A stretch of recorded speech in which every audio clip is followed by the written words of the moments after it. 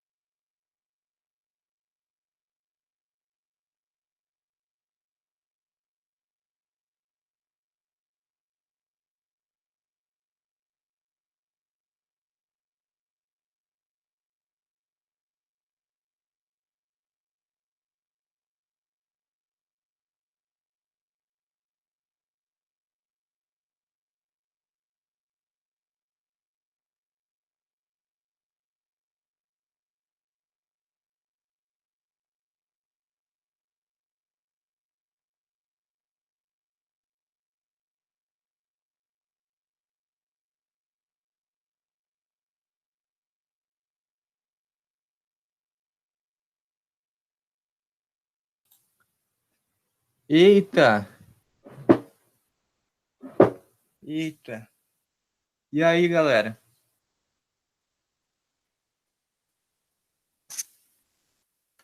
De boas?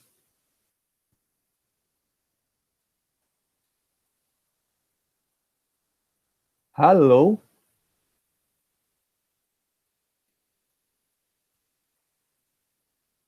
Boa tarde.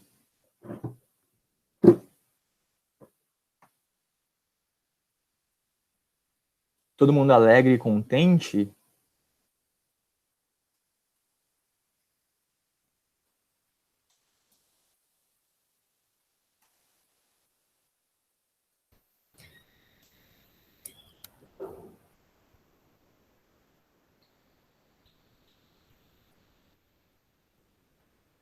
Vocês já tiveram tempo de descanso de vocês? 5 minutinhos? Eles tiveram 10 minutos. Ah, legal. Então vamos começar, né? Vamos dar início. Vamos lá. Guilherme Pleno. Olha aí que bonito, hein? Pera aí. Não sou eu não, pera aí, pessoal. É a tela da lousa. Calma aí. Olha aí. Que bonito, hein? Estamos em trabalho, energia e potência. Para você que não acreditou que chegaremos até aqui, vamos ainda mais além.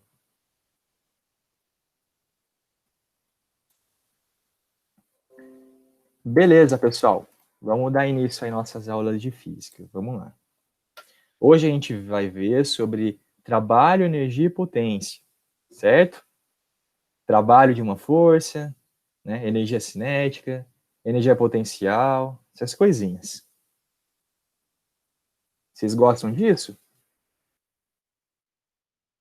Peraí, que eu vou espirrar. Não, passou o espirro. Dá mal raiva quando isso acontece, né? Vamos lá.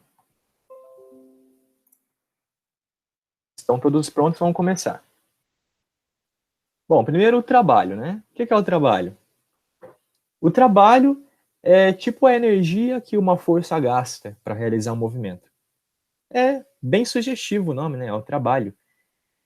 Bom, essa energia, ela tem a unidade dada pela unidade da força multiplicada pela unidade da distância. Ó.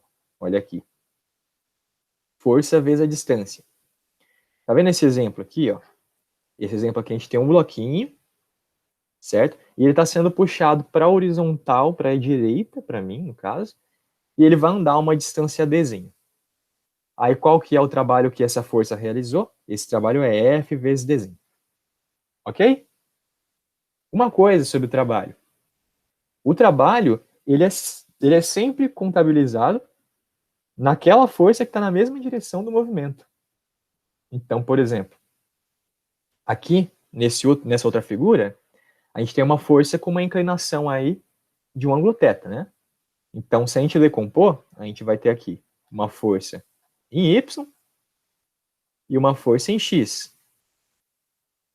Vocês podem ver que em Y o bloquinho não se desloca, certo? Então, na direção perpendicular ao movimento, o trabalho é sempre zero. Porque na direção perpendicular ao movimento não tem deslocamento. Beleza? Então, essa força Y não realiza trabalho A única componente da força que realiza trabalho é a Fx. Tá bom? Então a gente vai falar o seguinte, ó. O trabalho na horizontal é a força F vezes o cosseno de θ, porque a gente só quer essa componente Fx. E aí vezes a distância que ele percorreu, que foi dzinho. Ok? E na vertical, não tem trabalho. Tudo bem? Simples, né? Tranquilo. Vamos avançar. Olha aí. Podemos resumir, então, uma forma para o cálculo do trabalho. E ela é válida mesmo sempre. Ó. O trabalho de uma força vai ser sempre a força vezes o deslocamento vezes o cosseno do ângulo entre a força e o deslocamento, certo? O ângulo entre ali, o vetor, né, deslocamento e o vetor da força, certo? Esse é o θ, beleza? Aí, se a gente fizer isso, a gente vai sempre ter a força F cosseno de θ como a força que está na direção do deslocamento. A outra componente, que seria F seno de θ, não vai realizar trabalho, porque ela vai ser perpendicular ao deslocamento. Ok? Olha aí. Se o cosseno tiver entre 90 e 180 graus, ele vai dar negativo, né? Olha aí o círculo trigonométrico. Vamos lá. Cadê? Trigonometria, eu gosto. Acho muito legal a trigonometria. Estamos aí com o círculo trigonométrico. No eixo horizontal, a gente tem os valores do cosseno, né? Então, olha só. Quando o meu ângulo passou de 90 graus, por exemplo, esse ângulo aqui, né? Esse ângulo aqui. Então, o meu cosseno, ele vai estar aqui, ó, no lado esquerdo do eixo y. Então, ele vai ter um valor negativo, menor que zero. Certo? Bom, se o nosso ângulo θ tiver entre 90 e 180, então nosso trabalho vai dar negativo, né? Por exemplo, esse desenho aqui, a gente tem um bloquinho, está sendo puxado para a esquerda, certo? Com uma força F, só que ele vai se mover para a direita. Aí vocês vão falar assim, como isso? Não tem nenhum problema, pessoal, é porque deve ter outras forças atuando aí nesse bloco, né? Só que eu coloquei só F. Então tem outras forças que estão fazendo ele se movimentar para a direita, certo? Mas essa força F aí, ela vai realizar um trabalho dela, e esse trabalho vai ser o F vezes a distância, vezes o cosseno do ângulo entre F e a distância, que vai ser 180 graus, né? A distância é para cá, o vetor de deslocamento, né? E o vetor força está para lá. Então o ângulo entre eles, ó, 180 graus. Isso vai dar, então, um trabalho negativo, ó, vai dar menos FD. Ok? Então, pode ter trabalho negativo também. Ok? O trabalho, quando é positivo, é um trabalho favorável à direção da força. Né? A força e o deslocamento têm o mesmo sentido. Então, a força está ajudando, está contribuindo para que aquele movimento tenha maior intensidade. Né? Para que, tipo, se o bloquinho está indo para lá, para onde? Para lá. Se o bloquinho está indo para lá, a força, se estiver na mesma direção do para lá, ela vai deixar mais para lá ainda. Entendeu? Não sei se ficou didático demais, né? Às vezes a gente pode ficar didático demais, aí fica difícil a compreensão. Mas, bom, quando a força ajuda no movimento, a gente fala que é um trabalho motor. E aí o trabalho vai ser positivo. Nesse desenho aqui, a força ela está resistindo ao movimento, né? O movimento é para um lado, a força está resistindo a esse movimento. Então vai ser um trabalho resistente. Aí ele vai ter um valor negativo. Beleza? Tranquilinho, né? Tranquilinho. A gente vai ter bastante teoria aqui. Vamos lá para a próxima parte. Análise gráfica. Agora vocês vão lembrar da cinemática. Na cinemática, a gente viu que, por exemplo, a área do gráfico de velocidade por tempo dava a nosso deslocamento, né? A área do gráfico de aceleração por tempo dava a variação da velocidade, certo? Isso a gente vai ver muito na física, esse negócio de área de gráfico. Então, olha aqui mais uma coisa. Ó.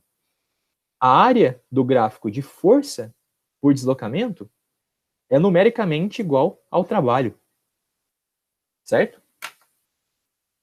Mas isso depende também da distância, da direção que você está calculando essa área, né? Da direção que está indo o seu deslocamento. Olha só. Vamos considerar a direção 1, né? Que eu estou indo de um D1 para um D2. Esse D2 ele é maior, ele é mais positivo que o D1. certo? Então, eu estou avançando na minha trajetória. E a minha força, ela é positiva, né? Vocês estão vendo que a força aqui, ó, o gráfico dela, que é um gráfico meio estranho, está em cima do eixo D. Então, ela é positiva sempre nesse desenho, certo? Então, você tem uma direção de trajetória avançando, né? Está avançando no sentido da trajetória, né? De D1 para D2, e você tem a força positiva. Então, a força e o seu deslocamento estão na mesma direção. Então, se eu estiver indo de D1 para D2, o meu trabalho vai ser numericamente igual à área. Certo? Agora, se eu estiver indo de D2 para D1, aí o meu trabalho ele vai ser menos a área. Certo? Vai ser um trabalho resistente. Porque eu estou indo no sentido contrário da trajetória, mas a minha força está positiva, ou seja, no sentido da trajetória. Ficou difícil de entender? Se ficar difícil, vocês dão um grito aí, beleza? Vamos continuar. Olha aí, alguns trabalhos interessantes aí que a gente vai sempre estar trabalhando com eles. Trabalhando. Droga, né? Vamos lá. Peso. Peso. O trabalho do peso vai ser menos mg vezes a altura final menos a sua altura inicial. Por que que vai ser menos mg? Porque o peso ele está sempre apontando para baixo, né? Está sempre apontando para baixo. E a gente, geralmente, vai considerar que o sentido positivo é para cima, né? Então, a gente já coloca um sinal negativo no peso. Aí, olha só o que acontece. Se a minha altura final for maior que a inicial, eu vou ter o seguinte, ó, vou ter aqui, ó. O meu corpo está saindo daqui e está sendo levado até aqui, certo? Então, olha só, a minha altura final, ela é maior do que a inicial. Então, eu subi, certo? Eu elevei o meu corpo. Mas o peso é para baixo. Então, olha só, meu deslocamento foi para cima e o peso é para baixo. Então, o trabalho da força vai ser negativo nesse caso, certo? Em que o HF é maior do que o HI. Beleza? Agora, se o HF for menor do que o HI, então eu vou descer, né? Eu vou descer. Aí, nisso, eu vou ter, então, HF menos HI sendo um número negativo. E aí, com esse sinalzinho de menos aqui, dá positivo. O que faz todo sentido, né? Porque se eu estou descendo, eu estou indo no sentido da força-peso. Então, é um trabalho motor. É um trabalho positivo. Ok? Força elástica. A força elástica ela tem um jeitão diferente de a gente dar o trabalho, né? A gente está acostumado a ver o trabalho como força vezes deslocamento. Só que a força elástica ela tem um jeitão diferente porque o deslocamento na força elástica faz a força variar. Olha só. Se eu tenho aqui uma mola e um bloquinho preso na mola aqui. Eu estou trazendo esse bloquinho para a direita. Só que, tipo, nessa posição aqui, eu tenho uma força elástica atuando. Quando o bloquinho andar para cá, eu vou ter uma outra força elástica. Vou ter uma força elástica 2, certo? Por que eu vou ter uma outra força elástica? Porque a força elástica, ela depende dessa distância, né? Ela depende do alongamento da mola. Então, ela vai estar mudando todo o tempo, certo? A cada deslocamento que eu fizer, eu vou ter uma nova força elástica. Então, por conta dessa variação da força, aí a gente faz uns outros cálculozinhos, aí a gente chega nessa fórmula aqui. Ok? Não vou mostrar os cálculozinhos para vocês aqui, mas posso mostrar uma outra hora, não é muito difícil não. Beleza? Agora o peso vocês podem ver que foi realmente força vezes deslocamento, né? Aqui, ó, mg é a força-peso. Isso daqui é o deslocamento. Certo? Só que por que a gente pode escrever o peso assim? Porque a gente considera que o peso é sempre constante. É uma força sempre constante. Aí vai ser realmente força vezes deslocamento. Beleza? Então, olha só, a força elástica a gente escreve assim também. A gente põe um sinal de menos, beleza? Aí vai ser K sobre 2 vezes a elongação final da mola menos a elongação, ou elongamento, não sei, menos a deformação, vou falar deformação. Então, é a deformação final da mola ao quadrado menos a deformação inicial da mola ao quadrado. Tomar cuidado, que é deformação, certo? Não é o comprimento da mola. Não é o comprimento inicial nem o final. É a deformação. Então, é a deformação, se eu tiver a força elástica, né? Força elástica igual a K vezes X. Esse X é a deformação. Esse X vai ser o X final menos o x inicial, que é o x de repouso da mola quando ela não tá livrinha, né? Não tá nem apertadinha, nem esticada. Ok? Por que desse sinal de menos? De novo, aí no trabalho da força elástica. Porque o trabalho da força elástica, ele é sempre contrário ao deslocamento também. Olha só que loucura. Eu vou fazer aqui, ó, uma mola. Essa mola está relaxada, certo? Aí eu vou empurrar a mola para a esquerda, né? Se eu empurrar a mola para a esquerda, ela vai começar a fazer força para a direita. Legal? E se eu puxar a mola para a direita, aí ela começa a fazer força para a esquerda. Beleza? Então, na mola a gente vai sempre ter esse sinal de menos, porque a força da mola vai ser sempre oposta ao deslocamento. Ok? Beleza? Olha aí. O atrito. O atrito também é outra força aí cujo trabalho a gente vai trabalhar bastante. Engraçado falar isso. Então, vai ter muitos exercícios onde a gente vai ter que calcular aí o trabalho da força atrito, certo? E o trabalho da força atrito também vai ser com o sinal de menos. Ó. Vai ser menos o módulo da força atrito vezes o módulo da distância. Por que esse menos de novo? Porque, já falei para vocês, a força de atrito ela é resistente ao movimento. Então, ela vai ser sempre contrária ao meu sentido de movimento. Beleza? Sempre. Então, o trabalho da força de atrito é sempre um trabalho resistente. Ok, ok? Maravilha. Vamos para a próxima parte. Dúvidas? Dúvidas? Não tem dúvidas? Então vamos avançar. Se vocês tiverem dúvidas, é interessante que vocês liguem o som, tá? E dêem um gritinho aí, porque eu tô sem outra tela. Antes eu tinha duas telas, aí eu ficava uma assim com o Meets, né? Conseguia ver o chat, agora eu tô sem. Não posso acabar esquecendo de ver o chat. Vamos para a próxima parte. Potência. Tá. A potência a gente pode dizer que é o quanto de trabalho que eu realizo por tempo, certo? Quanto de trabalho que é capaz de ser realizado por segundo, ok? Então a gente vai pegar a potência, vai ser simplesmente o módulo do trabalho dividido pelo tempo que levou para fazer esse trabalho. Certo? Então a gente vai ter a potência. A potência é uma unidade muito conhecida, vocês conhecem a potência aí na casa de vocês, na rede elétrica, né? Esse aparelho aqui tem potência de 100 watts, o chuveiro tem a potência de 1500 watts. O chuveiro é bem potente. Então, aquela é a quantidade de energia, quanto o chuveiro trabalha por segundo, certo? Porque o watts, né, a unidade de potência no sistema internacional, é joule por segundo, que é o famoso watt, certo? A gente representa com um W, tá? Um W maiúsculo, tá? Não sei se parece minúsculo aqui, mas é maiúsculo. Ok? Então, é o tanto de energia de trabalho que eu realizo por segundo. Ok? Se vocês tiverem aparelhos domésticos que trabalham muito por segundo, que exigem um trabalho muito grande por segundo, então vocês vão gastar muito dinheiro aí na conta de luz, né? Um chuveiro gasta bastante dinheiro. Ferro de passar, secador de cabelo, hein? Ó, secador de cabelo gasta muito dinheiro. Vamos lá, análise gráfica. Também com a potência a gente consegue fazer uma análise gráfica para encontrar o trabalho. Ó. O gráfico da potência pelo tempo também tem a área numericamente igual ao trabalho, certo? Mas daí aqui não vai ter como a gente ver se vai ser trabalho positivo ou negativo, tá? A gente vai encontrar só o módulo do trabalho. Para a gente saber se vai ser um trabalho motor ou resistente, vai depender do enunciado. Olha só.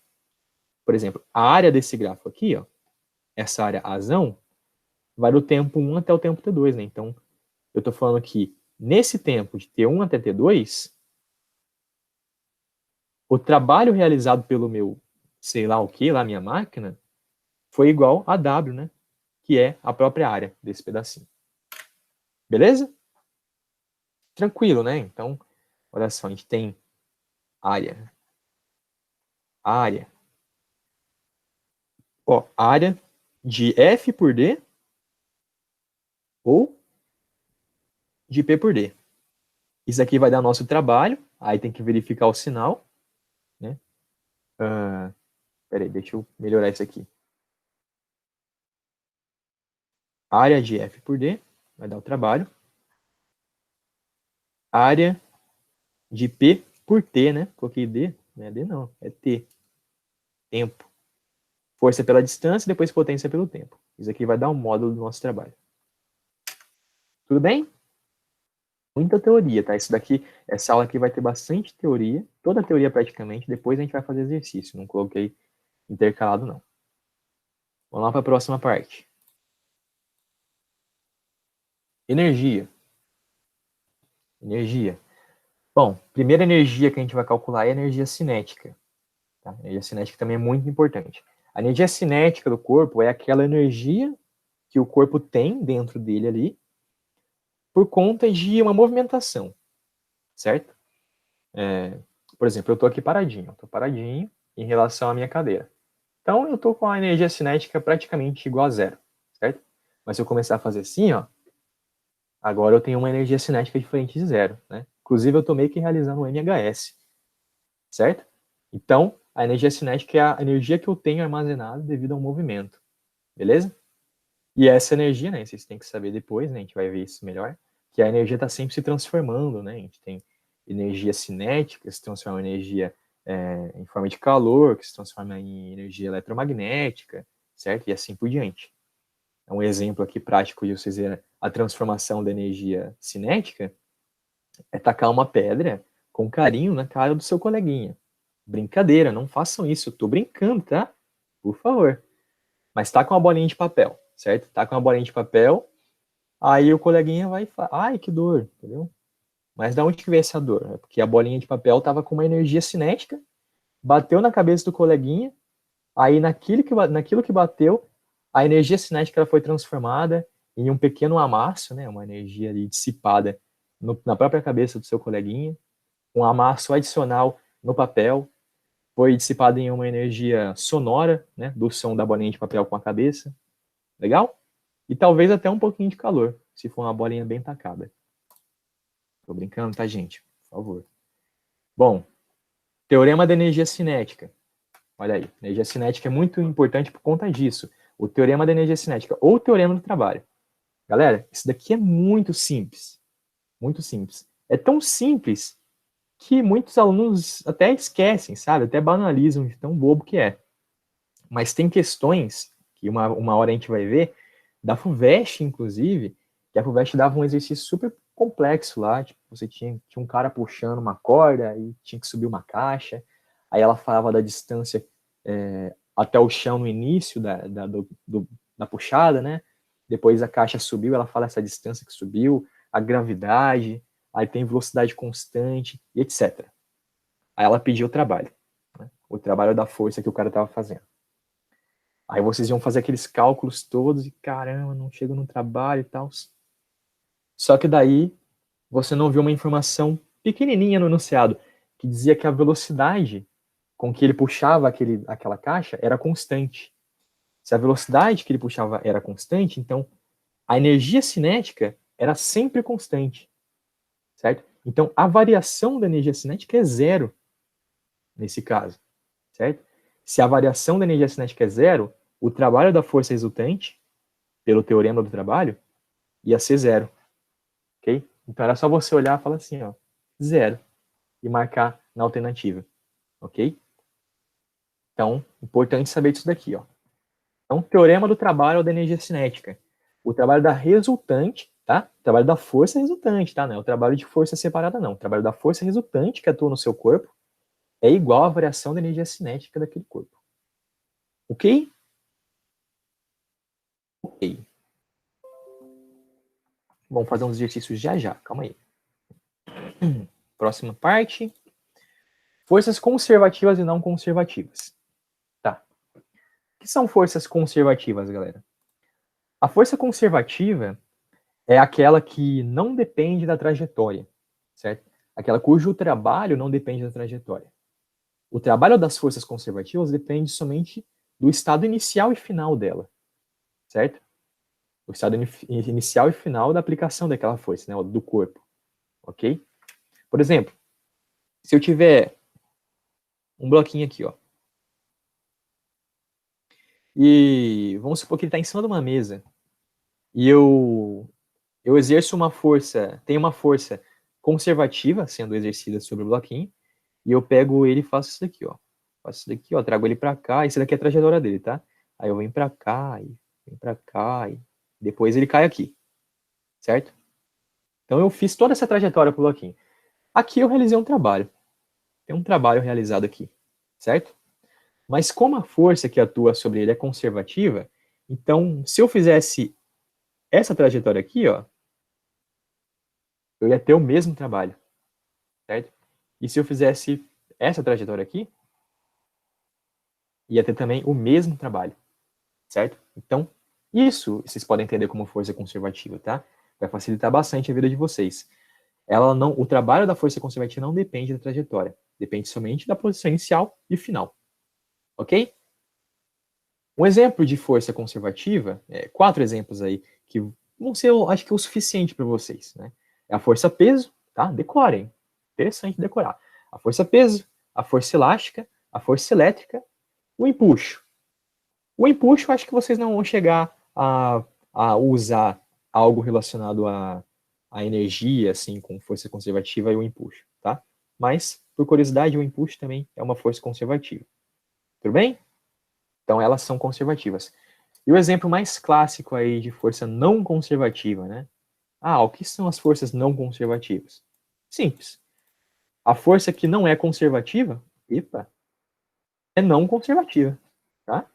Então, as forças não conservativas, elas dependem da trajetória. Depende do caminho que você fizer. Por exemplo, o atrito. Eu tenho um bloquinho ali em cima da mesa de novo. Tá aqui. E eu quero chegar até essa posição aqui. Se eu fizer essa trajetória, eu vou ter uma determinada força, eu vou ter um determinado trabalho, né? Essa trajetória tem uma distância dzinho. Então, qual que vai ser o trabalho da força de atrito? Vai ser igual a menos, né? Menos a força de atrito, vezes o dzinho. Mas se eu fizer essa trajetória aqui, aí eu não vou andar dzinho, eu vou andar tipo azinho mais bzinho. Então, o trabalho vai acabar sendo a FAT vezes azinho mais bzinho. Certo? Então vai ser diferente. Vocês podem ver claramente que o azinho mais bzinho é maior que o dzinho. Então, pelo caminho aqui dos catetos, né? Vamos supor que isso aqui é um triângulo retângulo. Pelo caminho dos catetos, eu vou gastar mais energia do que se eu for pela hipotenusa. Faz todo sentido, né, galera? O pessoal aí de exatas que está acostumado a cortar caminho pelas quebradas aí, passando pela hipotenusa, é justamente para você evitar gasto de energia. Ok?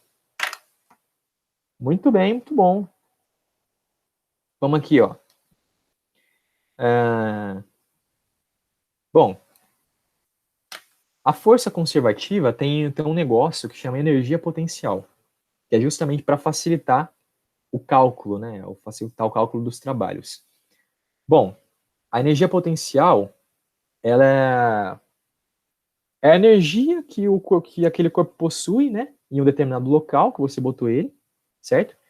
Só que essa energia, ela tem que estar referenciada. Eu preciso de um referencial para eu ter aquela determinada energia. Exemplo aqui, ó. Exemplo que vocês vão entender bem, ó.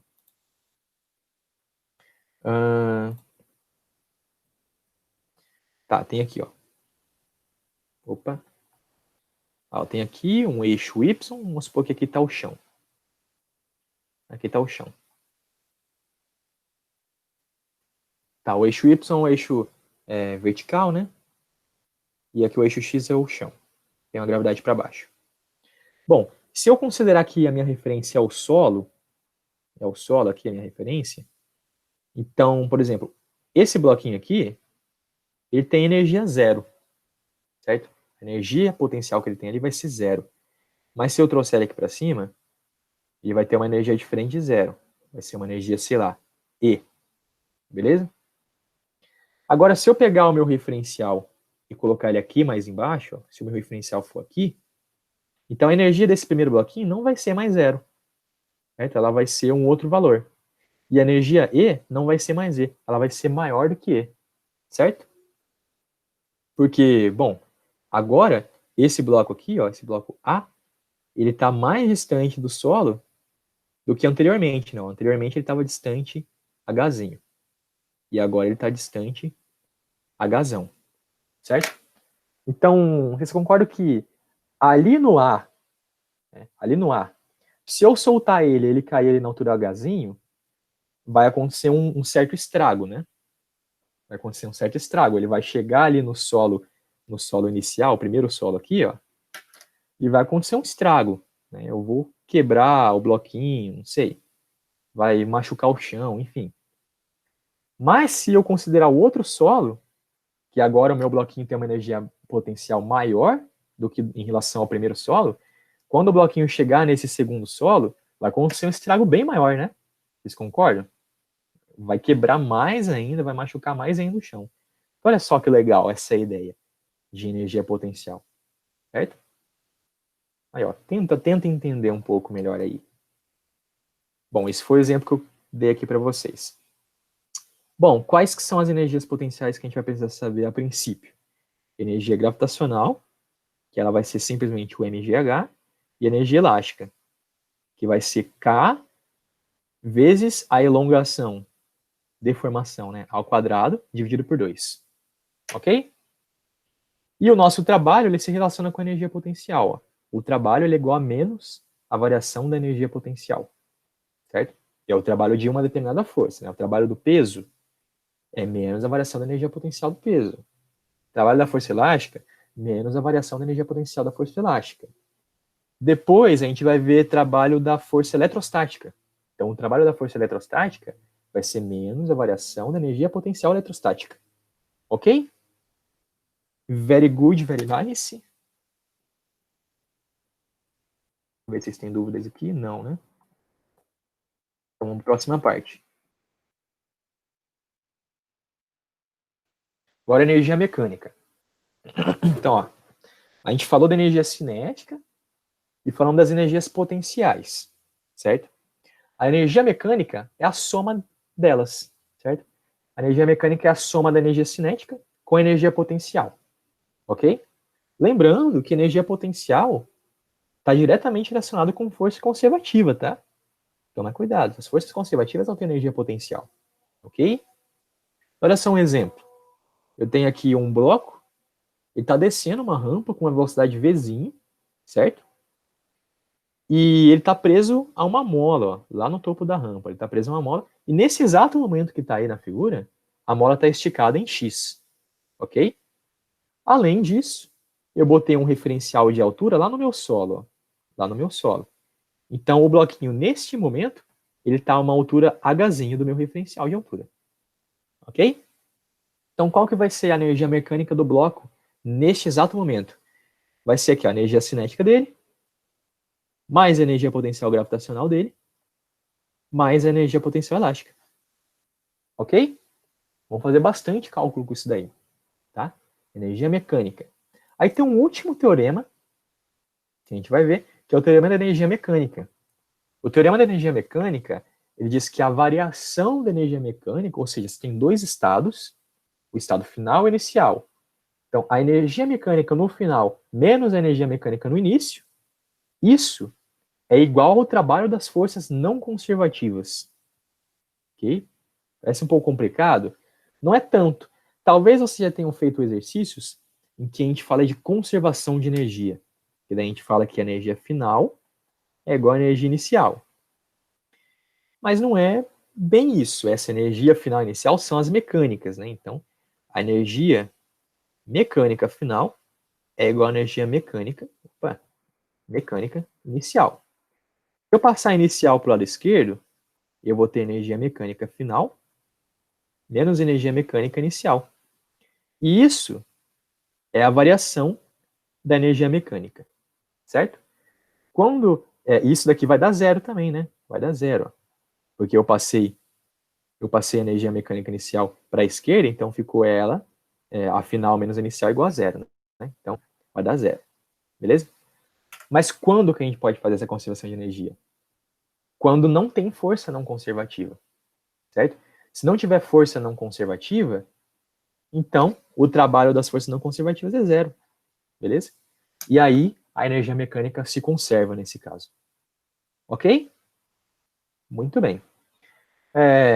Por fim, acabou a teoria daqui, pessoal. Bem rápido, né? Acabou a teoria. A gente terminou 35 minutos. Mas é um pouco densa, a gente vai ver nos exercícios. Uma outra coisa que eu gostaria de falar para vocês é que Vocês podem também diferenciar a energia, as forças conservativas e não conservativas, pensando em perda de energia, certo? É um pouco mais complicado, eu acho, de pensar assim, mas é uma possibilidade. Por exemplo, a gente sabe que quando você está atritando em alguma coisa, esquenta, né? Se você pegar, tem aquela brincadeira, né, que você pega o dedo aqui, ó, passa na mão, ou passa aqui, né, no seu antebraço, aí você dá uma cheirada e tem um cheiro estranho, né? Por que esse cheiro estranho? Porque cabelo, né? Não sei vocês, eu acho que cabelo, quando dá uma queimadinha, fica com um cheiro bem ruim, sabe? Um cheiro bem bosta. Então, quando você dá uma atritada assim, seu cabelo esquenta, solta um odorzinho chato, né? Aí você cheira e, caramba, doideira, né? Mas então, quando você atrita, fica quentinho, né? Você está perdendo energia, em forma de calor e também está perdendo energia em forma sonora, né? Se você tiver a pele meio cascuda, né? Se não for uma pele muito suave, assim, de boneca, aí você vai ouvir um barulhinho. Tic, tic, tic, tic, tic. Sacou? Então, o atrito é uma força que causa perda de energia. Que outra coisa causa perda de energia? Explosão. A gente vai ver isso em quantidade de movimento. Explosão também causa perda de energia, né? Você tem ali energia luminosa saindo, energia sonora, certo? Então vocês podem pensar dessa forma. Agora, a força-peso causa perda de energia? Não, porque, por exemplo, meu celular está aqui, ó. Não sei se vocês conseguem ver, mas ele está aqui em cima, ó. Aqui tem uma energia, né? Potencial gravitacional. Se eu levantar ele aqui para cima, eu ganhei uma energia potencial gravitacional. Se eu descer, eu perdi essa energia que eu ganhei. Aí se eu subir de novo, eu ganhei ela outra vez. Certo? Então a energia conservativa ela é renovável. Tá? Estranho, né? Doideira. São só umas filosofias, galera, para vocês conseguirem lidar melhor com os exercícios, tá? E aí? Até aqui tudo bem? Agora eu tô perguntando e quero que vocês respondam mesmo, hein? Tudo bem até aqui?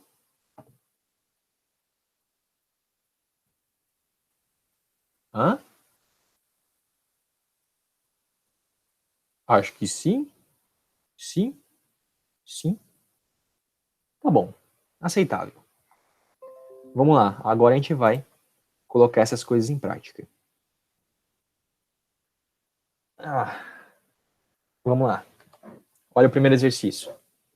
Uma partícula de massa 4 kg, inicialmente em repouso no ponto A, é levada ao ponto B, é levada ao ponto B de uma calha vertical de raio igual a 2,5 metros, devido à força da ação F, que é sempre horizontal e é orientada para a direita. E ela tem módulo constante igual a 60 newtons. Módulo constante é uma coisa legal para a gente gosta disso.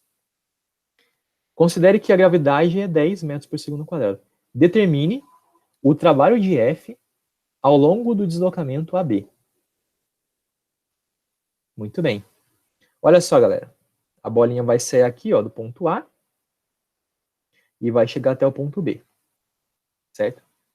A minha força está sempre apontando para a direita na horizontal.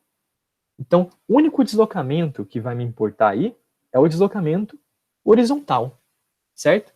Porque o deslocamento vertical não vai ter trabalho realizado por essa força, né? Porque eles fazem 90 graus. Certo? Daquela formulinha, o trabalho é igual a força vezes D vezes o cosseno do ângulo entre elas. Certo? Então, o deslocamento vertical não importa para essa força. Porque se eu considerar o deslocamento vertical, o ângulo entre elas vai ser 90 graus e o cosseno de 90 é zero. Certo? Então, olha só. Qual que foi o deslocamento que essa força aí ajudou a fazer, né? Vai ser esse deslocamento aqui, ó. Do O até o B. Certo? Deslocamento do O até o B. Que é um raio, né? É um raio, sendo o O o centro da calha, é uma calha em formato de circunferência, então vai ser o raio, né? Que é 2,5 metros.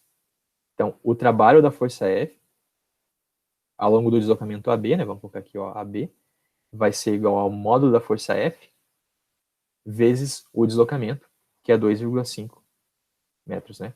Isso aqui vai dar quanto? fazer a conta aqui na minha calculadora, que eu sou noob. Vamos lá. 150. 150 joules. Falou? 150 é positivo, né? Positivo, porque a força está apontando para a direita e o deslocamento também é para a direita. Então, é uma força que está fazendo um trabalho motor. Certo? Então, foi o item A. Rapidão, ó. Item B. O trabalho do peso ao longo do deslocamento AB. Olha aí. A gente pode calcular como um trabalho mesmo. Vamos calcular como um trabalho mesmo, ó. O peso, ele está sempre apontando para baixo. Então, ó, tem o peso aqui, ó. Do mesmo jeito que a força F está sempre apontando para a direita, eu vou ter um peso aqui, ó. Está sempre apontando para baixo. Então, se ele está sempre apontando para baixo, na vertical, o único deslocamento que me importa é o deslocamento na vertical, para o peso, né? E qual que foi esse deslocamento, né, do ponto A até o ponto B? Foi também o raio, né? Foi essa altura aqui, ó, que é 2,5 metros. Então, o trabalho do peso, ali azul, 2,5 metros. O trabalho do peso, no AB aí, nessa trajetória AB, vai ser o módulo do peso, que é constante, né? No caso, vai ser massa, 4 quilos, vezes a gravidade, 10, vezes a distância, né? O deslocamento que ocorreu, foi 2,5. Né? 2,5. Isso aqui vai dar quanto? Isso aqui vai dar 4 vezes 10 vezes 2,5, dá 100. 100 joules. Mas é 100 joules positivo ou negativo? Negativo, né? Negativo, porque olha só, eu estou saindo do ponto A e estou subindo para o B. Beleza? Então, eu estou tendo aí um trabalho resistente por conta do peso, né? Porque o peso está apontando para baixo e está resistindo à minha subida. Então, esse trabalho aqui é negativo. Beleza? Vamos calcular pela energia potencial, ó. Vamos colocar a nossa referência do solo como ponto A ali, ó. Vamos falar aqui no ponto A a gente tem 0. E aí é orientado para cima, tá? Para cima é positivo. Olha só. A energia potencial gravitacional no ponto A é igual a massa, que é 4 quilos, vezes a gravidade, que é 10, vezes a altura do ponto A. Só que o ponto A é a nossa referência, então vai ser 0. Beleza? A energia gravitacional do B, lá no B, vai ser a massa, vezes a gravidade, vezes a altura do ponto B, certo? Que vai ser 2,5 metros, segundo a nossa referência. Isso daqui vai dar 100. Então, a variação da energia potencial gravitacional vai ser final menos inicial, que vai dar 100. 100 joules. Mas o trabalho do peso tem que ser menos a variação da energia, né? Então vai ser menos 100 joules. Legal? Tá tudo conectado, hein? Tudo conectado. Então foi o item B. O item C. O trabalho da normal ao longo do deslocamento AB. Pessoal, a normal, o próprio nome dela já diz, ela é sempre perpendicular à superfície de contato. Né? Então, no caso, a superfície de contato nossa é a própria trajetória, né? É a própria trajetória, né? Porque é essa essa calha, certo? Então, a força normal, ela vai ser sempre, em todo momento, perpendicular ao movimento. Então, ela não vai realizar trabalho, certo? Porque daí o ângulo entre a força normal, né? A força normal e o deslocamento vai ser sempre 90 graus. Então, o cosseno de 90 é 0, o trabalho da normal é 0 o tempo todo. Não sei se deu para entender. Deu para entender? Se não deu, eu desenho aqui, tá? Avisem aí. Bom, item D. A velocidade com que o corpo atinge o ponto B. Vamos lá. A velocidade com que o corpo atinge o ponto B. Deixa eu pegar aqui. Vou apagar essa parte aqui.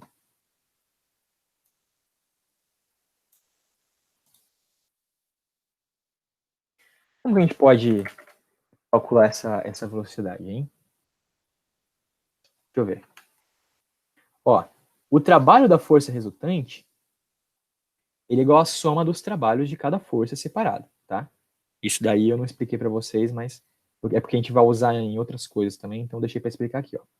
O trabalho da força resultante, assim como uma força resultante é a soma de todas as forças, o trabalho da resultante é a soma de todos os trabalhos individuais. Olha só. O trabalho da resultante vai ser a soma do trabalho de todas as forças. Ó. Somatório, né? O trabalho de todas as forças, aí, ó, WF. Quais são as forças que atuam sobre a nossa bolinha? Vamos fazer o diagrama de forças. A gente tem um peso aqui para baixo, né? A gente tem essa força F aqui. A gente tem uma normal a trajetória, né? Tem uma normal trajetória. Eu vou desenhar ela assim, né? Considerando que a nossa trajetória nesse momento está nessa direção, mas a normal ela muda, né? Ela muda de direção. Ela é sempre normal a trajetória, perpendicular à trajetória. Então, olha só, eu tenho 3 forças atuando sobre a minha bolinha. Então, o trabalho da resultante vai ser igual ao trabalho do peso, mais o trabalho da F, mais o trabalho da normal. Qual que é o trabalho do peso? Menos 100, certo? Joules, né? Eu vou omitir a unidade por enquanto. Qual que é o trabalho da força F? 60. Beleza? Qual que é o trabalho da normal? O trabalho do peso é menos 100, menos 100, né? O trabalho da normal vai ser 0. Ok? Então, o trabalho da resultante vai ser menos 100, mais 60, mais 0, vai dar menos 40. Então, eu vou ter o seguinte. Eu vou ter que, pelo teorema do trabalho agora, né, o teorema da energia cinética, eu tenho que o trabalho da resultante é igual à variação da minha energia cinética. Então, vamos lá. O trabalho da resultante vai ser menos 40, né, 40 joules, e a energia cinética, a variação vai ser meio da massa vezes a velocidade final ao quadrado, menos meio da massa vezes a velocidade inicial ao quadrado. Ele deu algumas velocidades para a gente. Uma partícula de massa 4 kg inicialmente em repouso, né, no ponto A, é levado ao ponto B de uma calha vertical de raio igual a 2. Beleza. Isso está me parecendo estranho, acho que não vai dar certo não, hein, galera? Espera aí. Então eu vou ter menos 40 e a minha velocidade inicial é 0, né? Porque ele está em repouso inicialmente. Então, isso daqui vai ser 0. Meio vezes m vezes 0 ao quadrado, né? Então dá 0. Então eu vou acabar tendo que menos 40. Ixi. Ficou bonito esse sinal, hein? Não ficou bonito. O que eu fiz de errado? Deixa eu ver. Será que foi a conta da força F? Acho que foi. É que o trabalho da força F não é 60, né, pessoal? Não é 60. 60 é o módulo da força F, né? O trabalho é 60 vezes 2,5, né? Eu fiz essa conta, nada, é 150, né? 150. Agora sim. Nossa, até suei frio aqui. Vamos lá.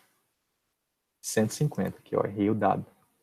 A gente fez certo o item A, mas eu acabei colocando 60 aqui, não sei porquê.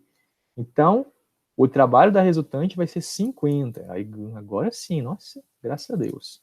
É 50. Então, boto 50 aqui.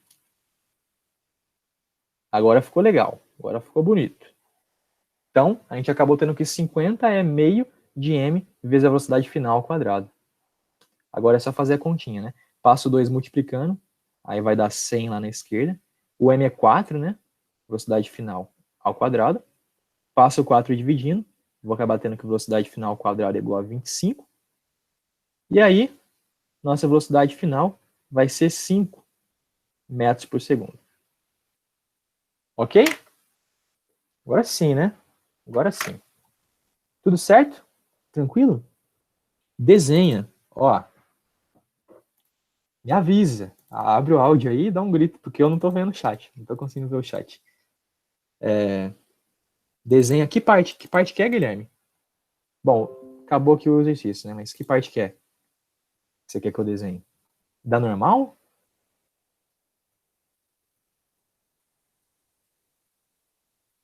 Ah, o Guilherme deu uma saída. Ô, Guilherme, que parte que você quer que eu desenhe? Ali? Da normal? Que eu esqueci.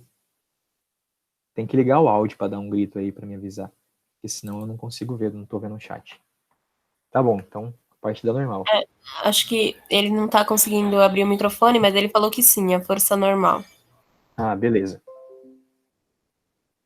Então, ó, se eu tiver aqui uma trajetória aqui meio louca, tá?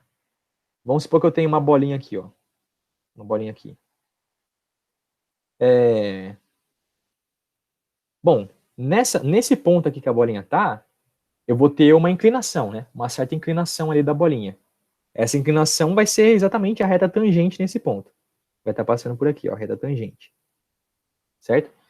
A normal, ela é sempre perpendicular àquele ponto, né? Aquela superfície que está naquele momento, né? O corpo está em cima naquele momento. Então, ela vai ser perpendicular à minha reta tangente. Vai ter esse ângulo aqui de 90 graus. E a reta tangente, naquele momento, é exatamente a direção do movimento da bolinha, certo? Do movimento do corpo. Nossa, passando um avião aqui.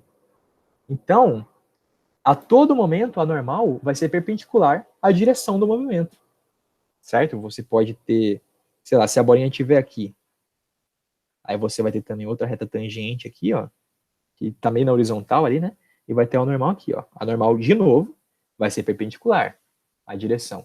Se a bolinha estivesse aqui subindo, beleza, eu vou ter uma reta tangente aqui nesse ponto, e a normal vai ser, de novo, perpendicular ao movimento. Então, a normal é sempre perpendicular à direção do movimento. Então, o trabalho dela é sempre zero. Ok?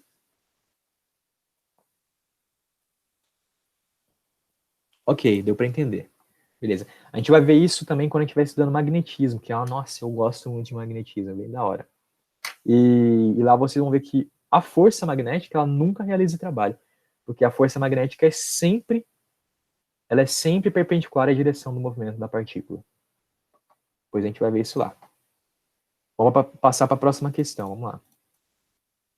Ó, um tambor de 40 quilos está cheio com 160 litros de água. O tambor é içado por uma força F a 10 metros de altura. A água escoa uniformemente através de um orifício, de modo que o tambor chegue à parte superior no instante em que fica completamente vazio. Sabendo que a velocidade de subida é constante e a densidade da água é 1 kg por litro, determine o trabalho da força F do solo até a altura de 10 metros. Isso daqui é louco, hein? Olha só. Ele falou, primeira coisa, olha, informação muito importante, ó, a velocidade de subida é constante. A velocidade de subida é constante. Se a velocidade de subida é constante, pela primeira lei de Newton, a força resultante que age nesse corpo, nesse tambor, tem que ser zero, certo? Que a primeira lei de Newton diz, né, que se a força resultante for zero, então o corpo está parado ou ele está com uma velocidade constante, né? É um movimento retilíneo uniforme, ok? Então olha só o que a gente tem. A gente tem o tambor aqui, certo? E tem uma força F. Essa força F está puxando o tambor para cima. E tem a força peso aqui embaixo, ok? Como a velocidade é constante, e por conta disso a resultante das forças é zero, então eu posso falar que o módulo da F é igual ao módulo do peso. Beleza? Então, eu acabo tendo que a F vai ser o próprio peso vezes a gravidade. Né? A própria massa vezes a gravidade. Tudo bem? Maravilha. Qual que é essa massa? Né? Qual que é essa massa M?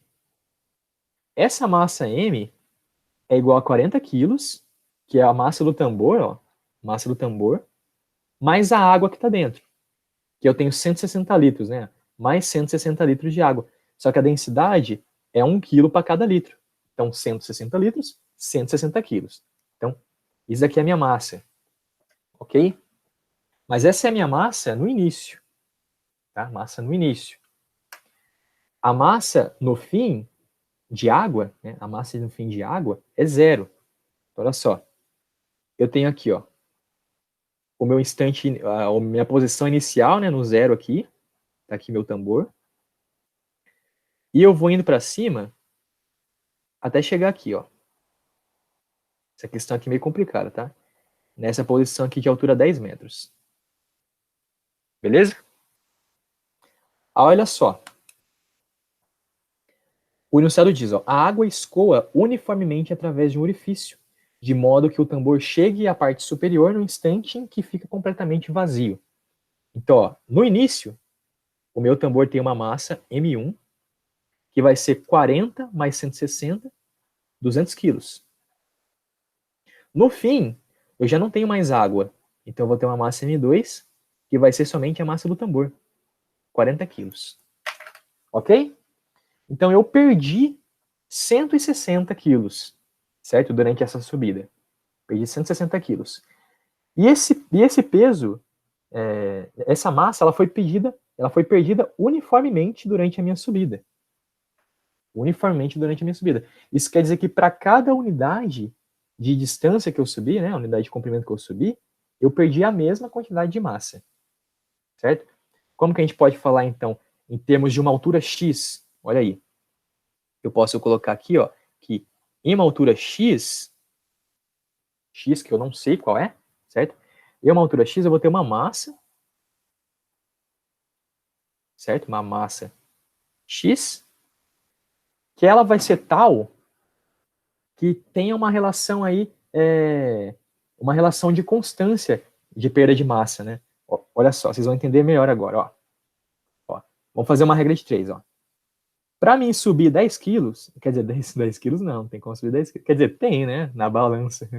Engraçado. Vamos lá.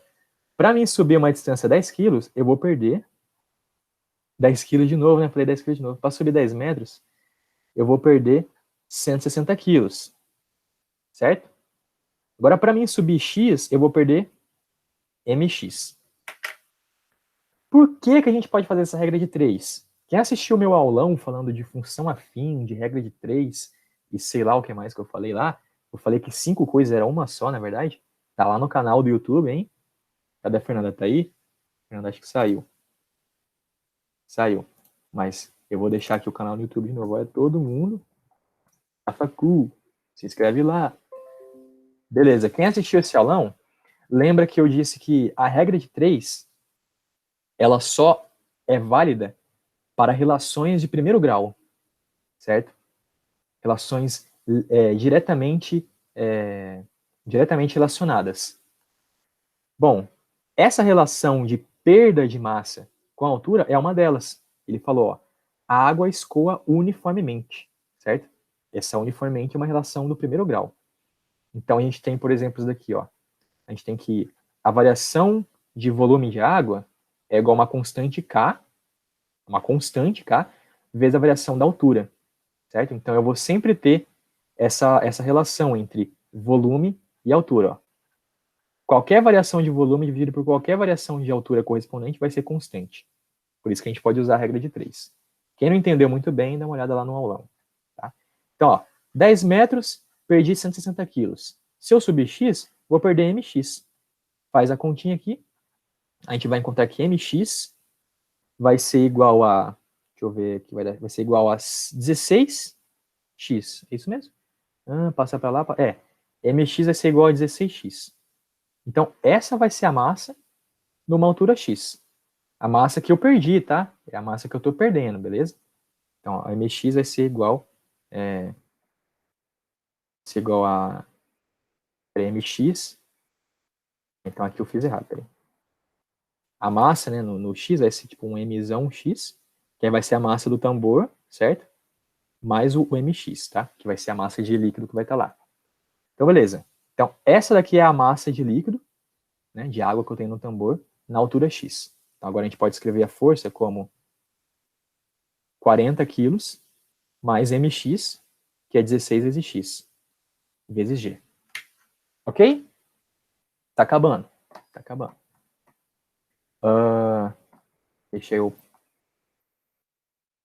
aqui agora. Agora a gente vai fazer, agora que a gente encontrou a relação aqui, ó, que dá a nossa força, né? a gente vai fazer um gráfico de força por deslocamento. Isso mesmo. Força por deslocamento. Esse G eu vou colocar como 10, né? Já vou colocar como 10. Então, a força vai ser 400 mais 160x. Beleza. Então, olha só. Força pelo deslocamento x. Vocês estão vendo que é uma relação linear, né? Então, isso vai dar uma reta. Vamos colocar essa reta. Ó. Coeficiente linear da reta é 400. Então, a minha reta começa aqui no 400. E aí ela sobe aqui, ó. Sobe, né? Uma reta, né? Linearmente. E vai ter um ponto final, né? O ponto final vai ser quando a força por o peso, né? Lá no final, a força é igual ao peso, né? Sempre, né? Só que daí a massa no final é 40, né? Então vai ser 40 vezes G. Isso vai dar 40. Peraí. 40. 400, né? 400 newtons. É isso mesmo? É isso mesmo. Eu cometi um erro aqui, ó. A força, né, ela tem que ser o 16x é a massa a massa que eu tenho, que eu perdi, né, a massa que eu perdi. Eu fiz esse cálculo de massa que eu perdi. Então, pessoal, olha só, desculpa aí. Então, essa força vai ser a massa que eu tinha no início, né, menos a massa que eu perdi, que é 16x. Agora sim. Agora sim. Vou fazer a continha aqui. Então, multiplicando ali pelo 10, né, então vou ter 2.000 menos 160x. Agora sim. Então faz sentido, né? Ó, a gente tem uma reta decrescente, né? Agora, antes a gente tinha uma reta crescente, mas daí isso não tem nada a ver, né? Porque a força vai diminuindo conforme ele sobe. Então, a gente tem que ter uma reta decrescente. E o coeficiente linear vai ser 2.000, né? Começa aqui em cima. E aí vai acabar aqui no 400. E isso é quando? Quando está na altura final, né? Que vai ser 10 metros. 10 metros. Beleza, agora sim. Então tá aí a nossa força por deslocamento. E eu quero o trabalho dessa força, né? Ele aqui, ó. Determina o trabalho da força F do solo até a altura 10 metros. Então, o trabalho é a área do gráfico. Ok? Isso daqui dá um trapézio, né? Vamos calcular essa área S. Então, o trabalho da força F, ele é numericamente igual à área S. Que vai ser o quê? Vai ser base maior do trapézio, 2.000, mais a base menor, que é 400, vezes a altura, que é 10, dividido por 2. Isso vai dar, vou fazer a continha aqui, 2.400 vezes 10 dividido por 2 vai dar, é isso mesmo, vai dar 12.000. Vou colocar aqui embaixo. Então, o trabalho da força é igual a 12.000 joules. Agora sim, acabou o exercício, né? Acabou o exercício. Esse trabalho é positivo, certo? Porque tá subindo, né? Tá subindo e a força F tá para cima. Então vai ser a força F, ela faz um trabalho motor, beleza? Então o trabalho da força F vai ser 12.000 joules. Ok? Um pouquinho complicadinha, né, a questão. A gente precisa montar primeiro a expressão que dá a força, né? Que é uma expressão linear. Vocês estão vendo que é difícil, né? É uma questão onde a força não é constante. Então, por isso que fica um pouco mais difícil. Tudo bem? Tudo bem, né? Alguém teve alguma dúvida?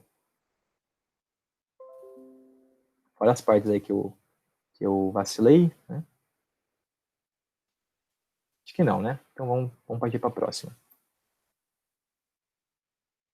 3. Um corpo de massa 5 kg desloca-se ao longo de uma trajetória retilínea sujeito à força resultante F. Sua velocidade varia com o tempo, conforme o gráfico a seguir. Determine a potência desenvolvida pela força F entre 0 e 10 segundos. Muito bem. Então, o corpo de massa 5 kg desloca-se ao longo de uma trajetória retilínea. E ele é sujeito a uma força F. A sua velocidade varia com o tempo, conforme o gráfico a seguir. Então, olha só. A força resultante é F.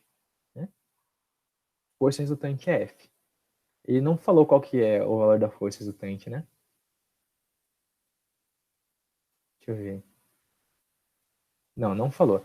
Aqui, como a gente quer saber potência, vamos escrever a fórmula da potência. Potência é igual ao trabalho da força dividido pelo tempo.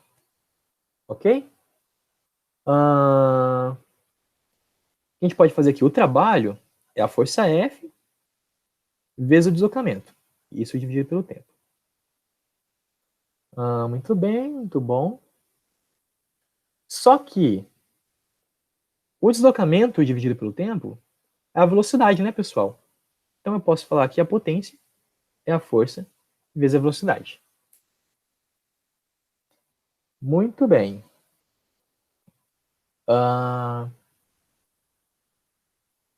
Isso. Agora vamos colocar a velocidade em função do tempo. Tá? Vamos colocar a velocidade em função do tempo. Aqui a gente pode ver que a velocidade varia linearmente, né? Então tem uma aceleração. E se a gente lembrar lá da cinemática, a velocidade é igual a velocidade de zero no início, né? Mais a aceleração vezes o tempo.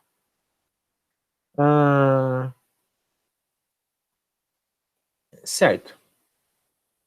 A velocidade inicial nossa é zero, né? Porque a reta, ela passa aqui, ó. No instante t igual a 0 segundos, ela passa pela origem. Então a velocidade inicial é zero. Então eu vou ter que a minha velocidade é igual a aceleração vezes o tempo. Então olha só, no gráfico velocidade por tempo, eu vou ter uma reta, né? Ó, v igual a at. A aceleração é constante, então é uma relação linear de v por t. Vou ter uma reta. Tá aqui a nossa reta. E o a é o cara que acompanha a variável t. Então ele vai ser o nosso coeficiente angular. Ou seja, se eu tiver esse ângulo aqui, θ, a tangente de θ vai ser o nosso a. Ok? Para calcular a tangente de θ, é só pegar o cateto oposto pelo cateto adjacente. Então a vai ser cateto oposto, que é 20, dividido pelo adjacente, que é 10. Isso vai dar 2 metros por segundo ao quadrado. Ok? Então, a minha velocidade é dada por 2t. Tudo bem? Maravilha. Então, a nossa potência, ela era F vezes V, então agora ela vai ser F vezes 2t. É isso. Agora, deixa eu ver aqui.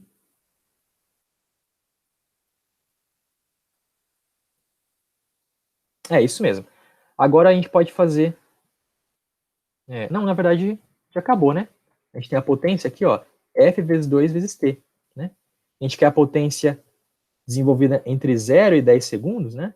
Então é a potência de 0 até 10 segundos. Então eu quero a potência F vezes 2 vezes a variação do tempo, que tinha que ser variação do tempo, na verdade.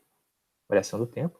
É que o tempo inicial nosso é 0, né? Então acaba sendo só t, né? Porque o t0 é 0.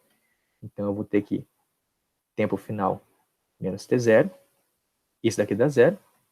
Então, F vezes 2 vezes o tempo final. E o tempo final nosso é 10 segundos. Então isso aqui vai dar F vezes 2 vezes 10, que é 20F. Ok? Tá aí. Nossa potência desenvolvida por F de 0 até 10 segundos. Ok?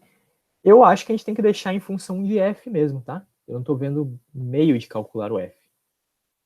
Se a velocidade fosse constante, eu teria como fazer sem calcular o F, mas eu acho que tem que ficar em função de F mesmo. E o B?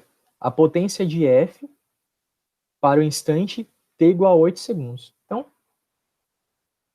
é só fazer a mesma coisa, né? É só a gente pegar a potência igual a F vezes 2, aí vezes o tempo final, que vai ser 8 segundos agora, menos 0.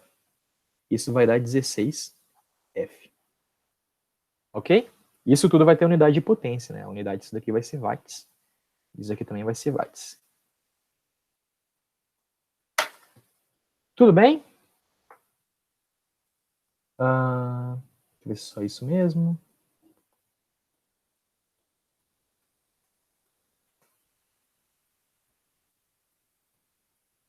Na verdade, pessoal, tem como a gente descobrir o F sim, ó. Como que a gente vai fazer isso? A gente vai usar outra forma para calcular a potência, ó. A gente vai calcular o trabalho da força F, né? A gente calcula aqui, ó, o trabalho da F, a F é resultante, né? A F é resultante. Então, o trabalho da força F vai ser meio m, velocidade final ao quadrado, menos meio m, velocidade inicial ao quadrado. Porque isso daqui é a variação da energia cinética, né? Então, o trabalho da força F, nesses 10 segundos, vai ser o quê? Meio m, velocidade final ao quadrado. A velocidade final é 20. Então, vai ser meio, o m é 5, vezes 20 ao quadrado. Aí vai dar 5, deixa eu ver, 5 vezes 400 dividido por 2, vai dar 1.000. 1.000 joules. Tá? Eu ignorei esse termo aqui porque a velocidade inicial nossa é 0, né? Então ele vai zerar. Tá? Então o trabalho da F é 1.000. Se a gente quer a potência desenvolvida entre 0 e 10 segundos, então a potência vai ser o trabalho, 1.000, dividido por 10 segundos. Por 10 segundos. Isso vai dar, potência, né? Potência. Isso, P. Isso vai dar 100 watts. Ok? Aí, beleza. 100 watts. Agora a gente usa essa fórmula aqui, ó. Tá? A gente ia ter que calcular de qualquer forma. Então, o 20F tem que ser igual a 100 watts. Então, o F vai ser igual a 5. Certo? 5 newtons. Beleza? Pequenininho, né? Pequenininho. Agora a gente pode fazer o item B. Então, aqui vai ser 100 watts. Agora que a gente tem o F, a gente pode fazer o item B usando aquela expressão que a gente já montou aqui, né? Então, vai ser a potência no instante 8 segundos, vai ser 16F. Vai ser 16 vezes 5, né? Que é 80. 80 watts. Ok? Ficou claro? Engraçadinha, né? Bonitinha a questão, gostei. Acho que tá tranquilo, tá?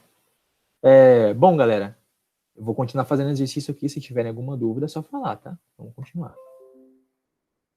Vou pegar o áudio, porque senão eu vou ver a mensagem atrasada. Vamos lá. Uma bomba hidráulica deve retirar água de um poço à razão de 3 litros por segundo e levá-la até a caixa d'água de um prédio localizado a 30 metros de altura em relação ao poço. Vamos fazer esse desenho já? Eu tenho aqui um poço. Sei lá como desenho um poço. Tá aí o poço. Tenho um prédio, né?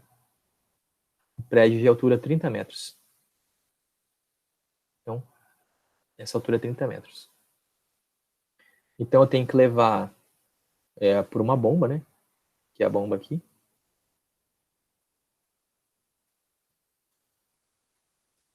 Sei lá, esse desenho, acho que dá para entender, né? Tá levando ali para cima 3 litros por segundo. 3 litros por segundo. Bom, sabendo-se que o rendimento da bomba é 60%, a densidade da água é de 1 kg por litro, G é igual a 10 metros por segundo ao quadrado, e 1 HP, que é um cavalo de potência, né? HP, horsepower, é 750 watts, determine a potência da bomba em HP. Beleza. Então vamos lá. O rendimento da bomba é 60%. O que é o rendimento, pessoal? Não falei na teoria, porque o rendimento a gente vai ver em um monte de lugares na física. O rendimento a gente geralmente usa essa letrinha que a gente chama de eta, certo? É um Nzinho meio estiloso. E o rendimento é simplesmente aquilo que foi útil, né? Aquilo que foi útil e vezes aquilo que foi usado. Certo? Aquilo que praticamente qualquer coisa, tá? Praticamente qualquer coisa. Aqui a gente vai tratar de potência, né? Então, o rendimento nosso vai ser a potência útil, potência que a gente usou, dividida pela potência que foi usada. É a potência que foi útil, né? Que fez alguma coisa, dividida pela potência que você usou, né, que você atribuiu ali ao seu sistema. Bom, se ele falou que isso daqui é igual a 60%, né? 60% é 0,6, então a gente pode falar que a potência usada vai ser igual à potência útil dividido por 0,6, tá? A usada a gente não consegue calcular diretamente, a gente precisa calcular a útil primeiro. Qual que é a útil? É a potência que fez a água subir, né? A potência que fez a água subir. Vamos considerar 3 litros de água, porque já é por segundo, né? 3 litros por segundo. Então, se a gente considerar a energia necessária, né? Calcular a energia necessária para fazer com que 3 litros de água suba, beleza? Então, a gente já vai ter a potência, porque esses 3 litros sobem por segundo. Então, a gente vai ter essa energia necessária por segundo. Então, olha só. Qual que é o trabalho necessário para fazer os 3 litros de água subirem? Eu posso usar menos a variação da energia potencial gravitacional. Vou colocar aqui, ó, como meu eixo ascendente, né? E aqui vai ser, no solo vai ser o meu referencial. Então, esse daqui vai ser menos. Aí eu tenho mg, a altura final, menos a altura inicial. Então, vai dar menos mg, vezes a altura final é 30, né? 30, e a inicial é 0. Então, vai ser menos 30 mg. Qual que é a massa? A massa é referente a 3 litros de água, certo? 3 litros de água vai ter 3 quilos, porque a densidade é 1 quilo para cada litro. Então, 3 litros de água tem 3 quilos. Então, isso aqui vai dar menos 30 vezes 3 quilos, vezes 10. O resultado vai dar em joules, né? Porque é energia. Então, vai ser menos 30 vezes 3 vezes 100 vezes 10, né? Faça essa conta, não estou fazendo calculador porque eu estou velho, enferrujado. Então, menos 90 joules. Olha só, esse é o trabalho, tá vendo que foi negativo? É negativo porque eu tenho que gastá-lo, certo? Aí a gente não vai entrar muito pelo aquele viés de direção, né, da força e tudo mais. Mas você pode entrar por isso também, né? Ó. A água está subindo e o peso está para baixo, então é um trabalho negativo, né? É uma energia que a gente tem que gastar. Quem gasta? Gasta é a bomba, certo? Então, qual que é a potência que a bomba gastou? Essa potência que foi útil, né? Essa energia que foi útil para levar a água para cima. Então, a potência útil vai ser essa energia útil, né? Tem que ser em módulo, tá, pessoal? Expliquei um pouco antes aí, um pouco mais cedo. Dividido pelo tempo. Só que o tempo é 1 segundo, né? É 1 segundo, porque foi 3 litros de água e é 3 litros por segundo. Então, essa quantidade de massa que a gente usa já é por segundo. Então, a potência útil vai ser 900 watts. Ok? Agora, a potência que a bomba deu, né? A bomba deu uma potência, só que a gente usou só uma parte, né? O resto se perdeu aí. Então a potência usada, a potência que a bomba forneceu, é a útil, que é 900, dividido por 0,6. Isso vai dar 900 dividido por 0,6, vai dar 1.500. 1.500 watts. Agora, por fim, né, ele quer a potência em horsepower, né? Cavalo de vapor. Então, o cavalo de potência, cavalo vapor, cavalo potência, cada um. Acho que esses dois nomes servem. A gente pode fazer uma regrinha de 3, né? Porque é uma relação linear. Então, 1 HP tá para 750, né? Watts. Assim como o XHP tá para 1.500 watts.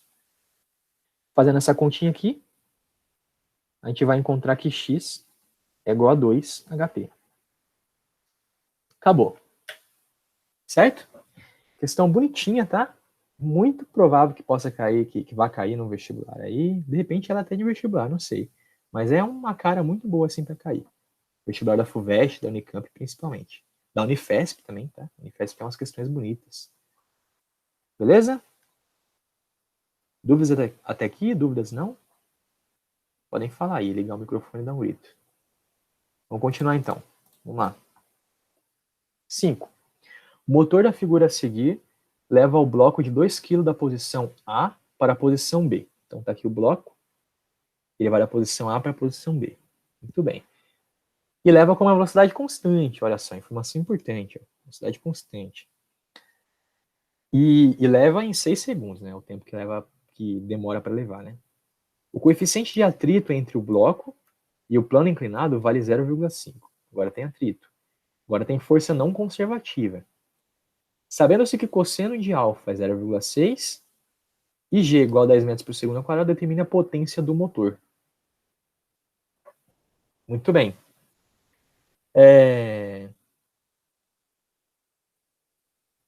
Deixa eu ver o que a gente faz.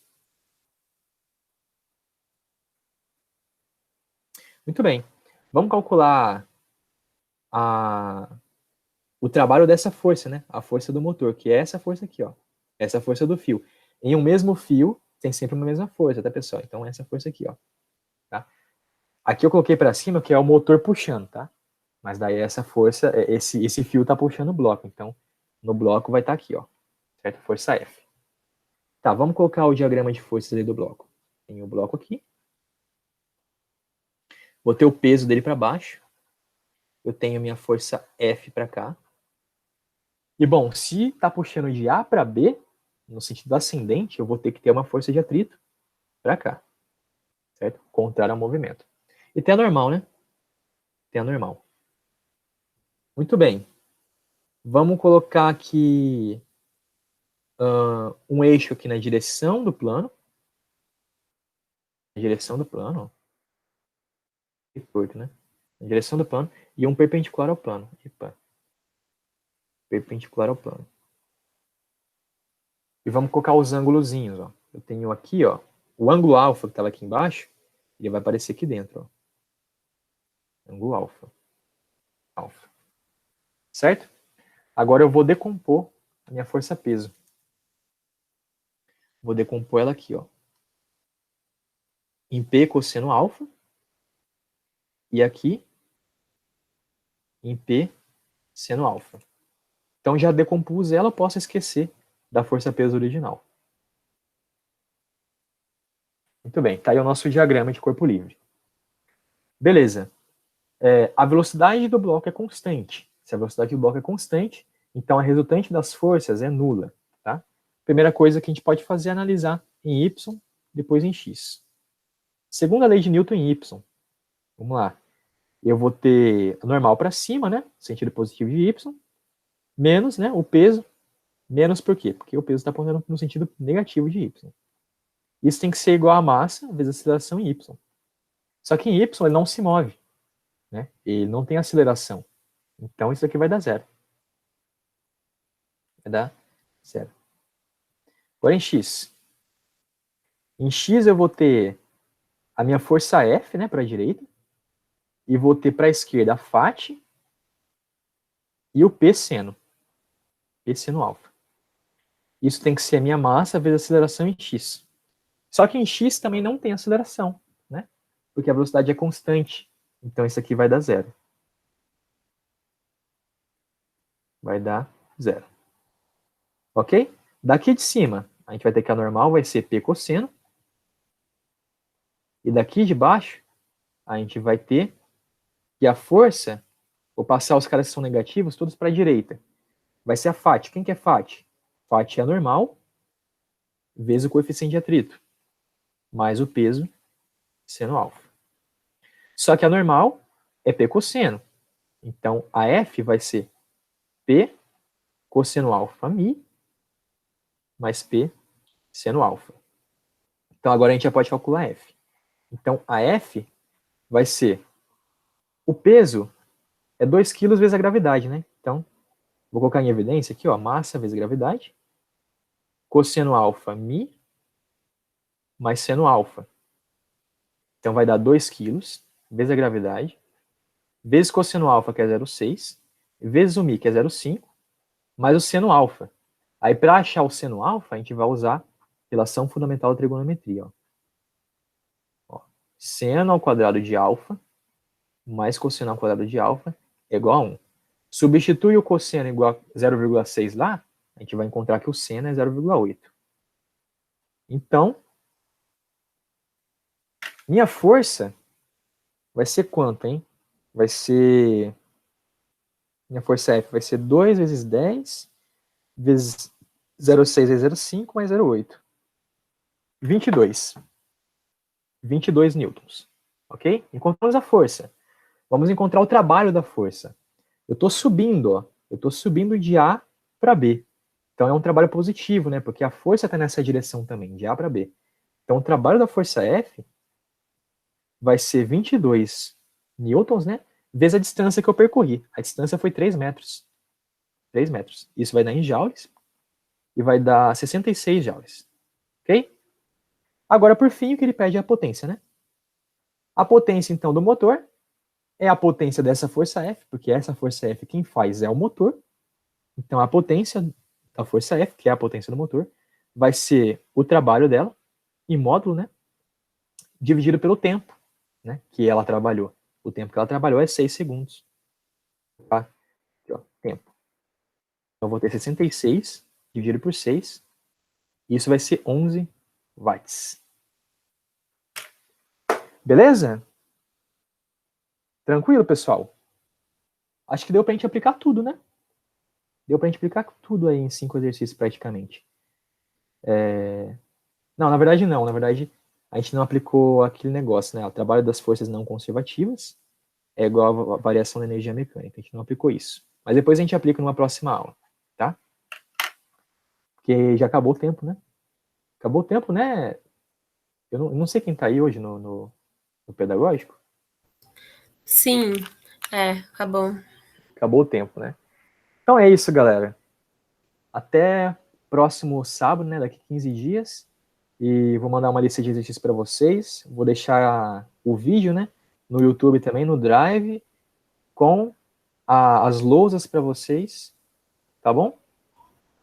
E a gente se vê na Vou próxima. interromper a gravação agora. Obrigada. De nada. Tchau, tchau, galera.